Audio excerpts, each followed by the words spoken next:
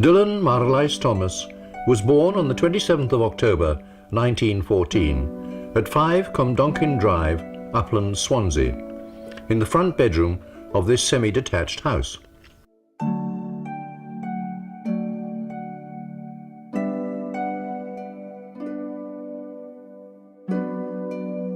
Dylan thought of his hometown as both ugly and lovely. Much of Swansea is built on hills overlooking a sweeping bay, and as we shall see later, is surrounded by some of the most beautiful countryside and golden beaches to be found in the whole of the British Isles. A bustling commercial port for most of Dylan's life, with ships carrying coal and tin to many parts of the world, Swansea's port is now more of a leisure industry. Just a short walk from Dylan's childhood home is Cwmdonkin Park, where Dylan spent much of his time playing as a child.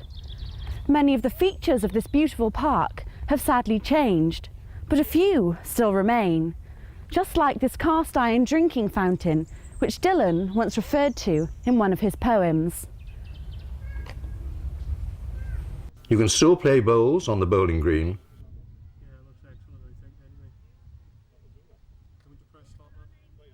A shelter in the park has been dedicated to Dylan, and the band plays on.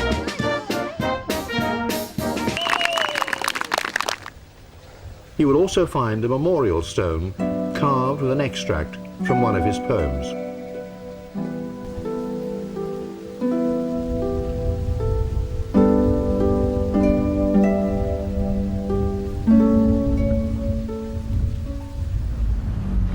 This is the Uplands area of Swansea, which Dylan once referred to as a square, just a handful of shops and a pub.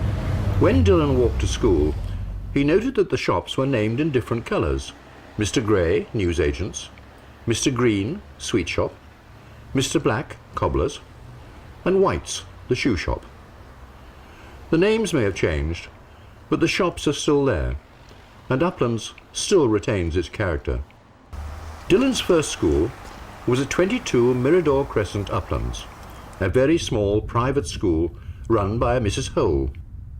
At this school, he was taught to read and to count. There were only 2 classrooms on the ground floor and a music room above. This bank now stands on the site of the old Uplands cinema, where Dylan watched many a Western film, cheering on the cowboys and the Indians. The Uplands Hotel was one of the many public houses that Dylan visited. Dylan loved the taste and the look of beer, and appreciated the whole process of drinking.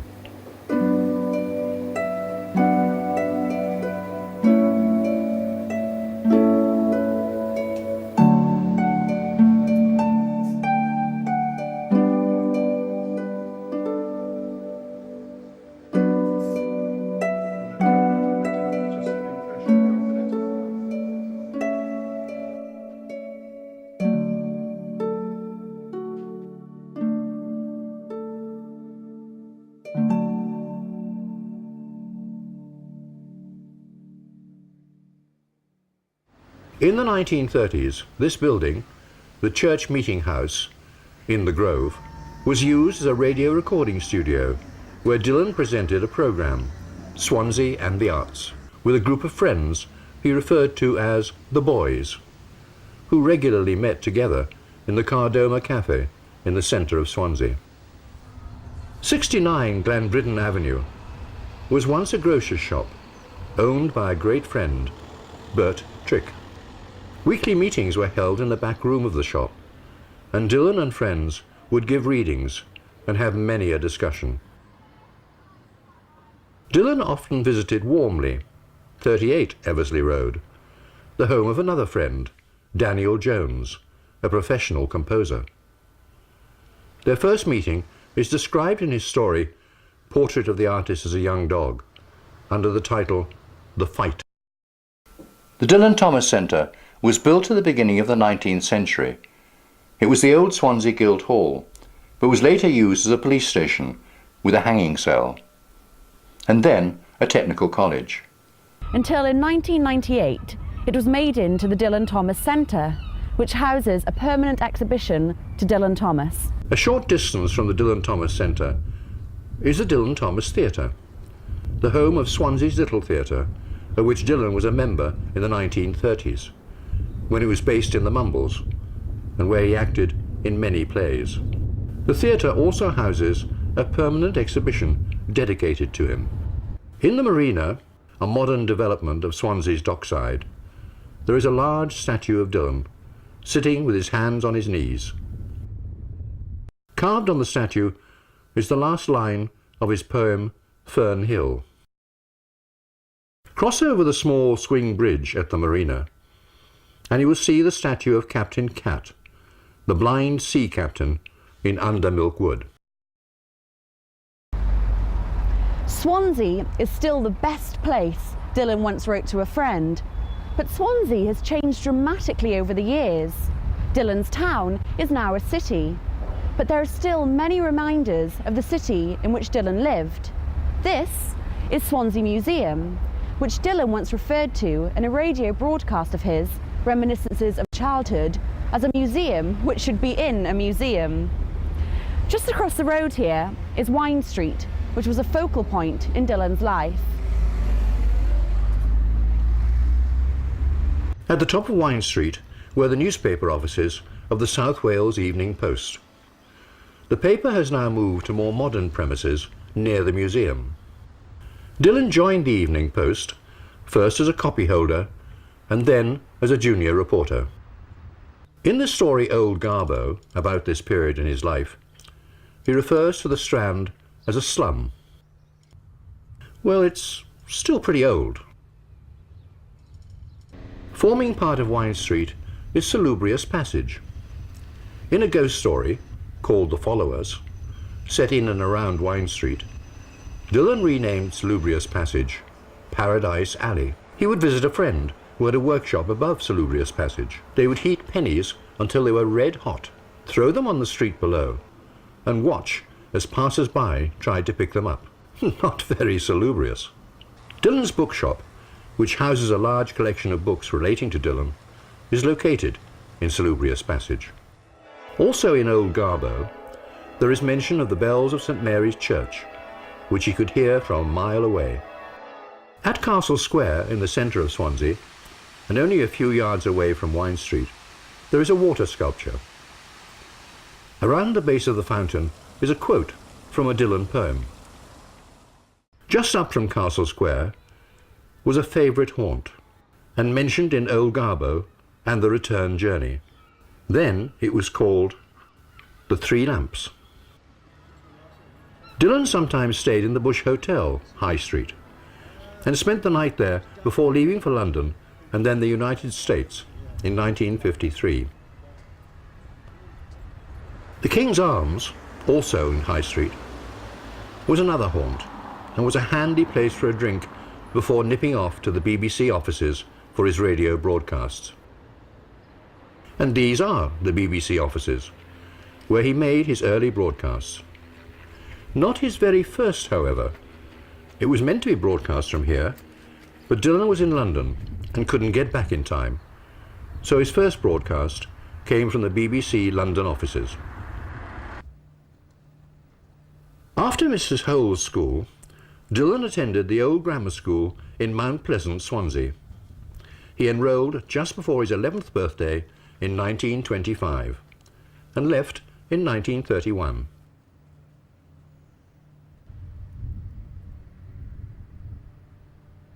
Dylan's father was a senior English master at the school. Dylan mentions the school in his works, including The Fight with Daniel Jones. Before we leave Swansea, we can visit two other favourite pubs. The Number 10 pub, which has not changed much since Dylan drank here, and the Singleton pub, where Dylan often had lunch while he was a reporter. To the west of Swansea lies Mumbles, once a small fishing village, which Dylan simply described as a rather nice village. Today, Mumbles is one of Wales's top visitor areas, attracting many holiday makers during the summer months. To get to Mumbles, Dylan would have had to have travelled on the Mumbles tram, which was in fact the world's first passenger railway. Sadly though today, that railway has gone.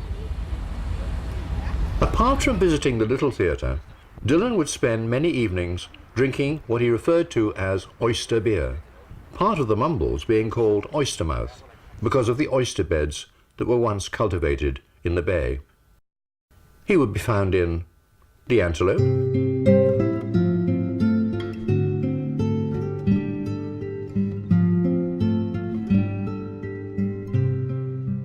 the Marine, now called the Village Inn, or the Mermaid. Sadly, the Mermaid recently burnt down and is now being turned into apartments. At the Mumbles Head is Mumbles Lighthouse, seen here from Bracelet Bay and mentioned in Old Garbow. There have been a few changes in the Mumbles on Oystermouth, but not that many. Dylan would still recognise it. This building used to be the Regal Cinema. In the story Old Garbow, he mentions seeing the film White Lies here. Just up the hill from the Mumbles is the little village of Newton, where Dylan's aunt married a minister of religion who preached in this chapel. Dylan and his sister Nancy would attend chapel on Sunday morning, Sunday school, and then again in the evening. Dylan's last article for the South Wales Evening Post was on his uncle's retirement from the church. He entitled it, "The End of a Great Ministry." In Summerland Lane, Newton, near the chapel, a plaque commemorates Dylan's time spent in Newton village. It was here, at Caswell Beach, less than a mile from Newton, that Dylan told Bert Trick his idea for a Welsh version of Ulysses, which later became Under Milk Wood. In 1937, Dylan's father moved further into the country to the village of Bishopston in the Gower. He lived at Marston, 133 Bishopston Road. It was here that Dylan wrote his longest poem, The Ballad of the Long-Legged Bait. 216 lines, to save you counting. As we travel along the beautiful Gower Peninsula, we come to Rhossili. Dylan camped here as a youngster with some friends and wrote about it in his story, Extraordinary Little Cough. At Rhossili is the Worm's Head, jutting out into the Bristol Channel. The causeway out to Worm's Head is cut off when the tide rises. This happened to Dylan, as it did to his characters in his story, Who Do You Wish Was With Us? The Worm's Head Hotel was once owned by a friend of Dylan, and at one time Dylan thought of moving to Rhossili, until the friend told him there were no pubs within striking distance. Newquay, further along the coast, is where the infamous Majoda incident occurred. After an argument with Dylan and companions in a pub in the town, war veteran Captain Killick armed himself with a machine gun and grenade and proceeded to fire through the windows of Majoda, the home of Dylan and Caitlin. Tenby was the birthplace of artist Augustus John. When Caitlin and Dylan met, she was the model and reluctant mistress of John. Some months later, Dylan and Augustus John fought over Caitlin, and while Augustus won the fight, Dylan won the girl. Dylan and Augustus later became good friends. 30 miles west of Swansea is the small medieval town of Laughnarne, whose castle was twice fought over during the Civil War until it was finally succumbed to Cromwell.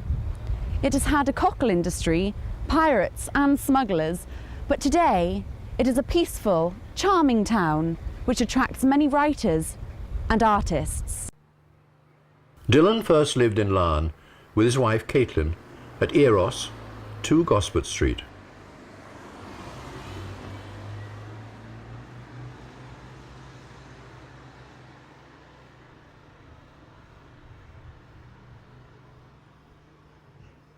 but soon moved to Sea View in Up Street. There was no electricity and very little money. In debt to the local tradesmen, Dylan and Caitlin left to live in Hampshire. In 1949, Dylan and Caitlin returned to Laughnarne and came to live here in the boathouse. The boathouse today is a visitor centre for those wishing to see where Dylan lived and worked.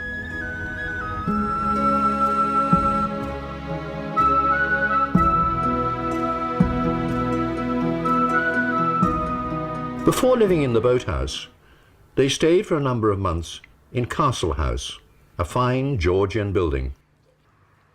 Brown's Hotel was a favourite drinking spot, as was the Three Mariners. But wherever he drank, he made a point of being back at the boathouse by 7 p.m, where much of Under Milk Wood was written, in the writing shed. After his tragic and early death in New York, Dylan was finally brought back to his resting place in St. Martin's Church here in Laughnarne, where he spent so many happy and fruitful years.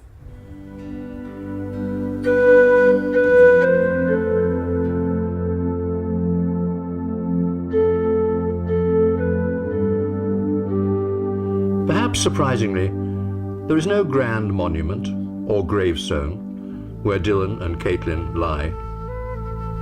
Just a plain white cross, with Caitlin's name on one side and Dylan's on the other.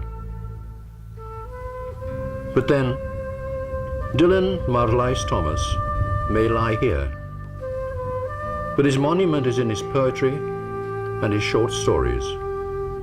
They are an enduring legacy and a continuing testament to his life.